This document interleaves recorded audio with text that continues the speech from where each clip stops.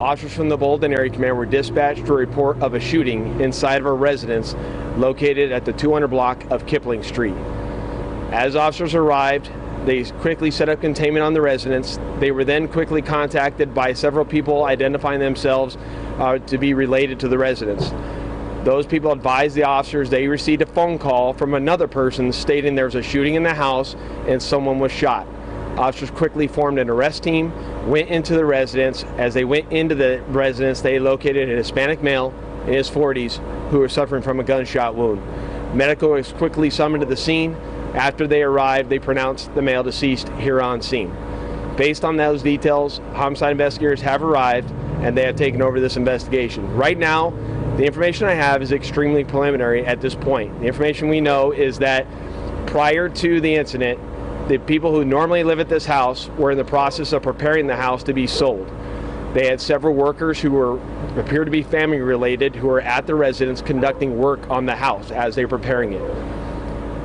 While that work was going on, a family member received a call from one of them stating that there was a shooting and that the male was shot in the house, and then that's what precipitated the call to the Las Vegas Metropolitan Police Department, and then that's when we found the male shot inside the residence.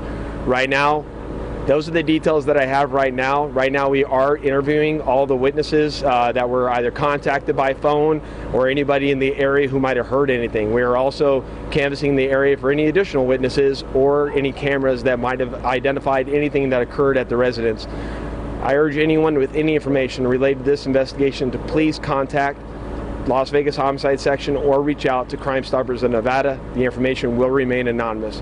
Right now, from a traffic perspective, the only street that is shut down is Bromley right now as we cordoned off the scene. With that, I'll take any additional questions you may have. Is the victim someone who was believed to be working in the house or someone who lived in the house? Right now, the information we have is that the victim is related to the owner of the house and they were working on the house.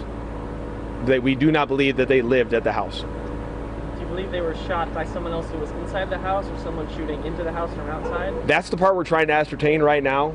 Through our interviews, we're trying to gain a clearer picture of what occurred, who was here likely when it happened, and who wasn't here likely when it happened.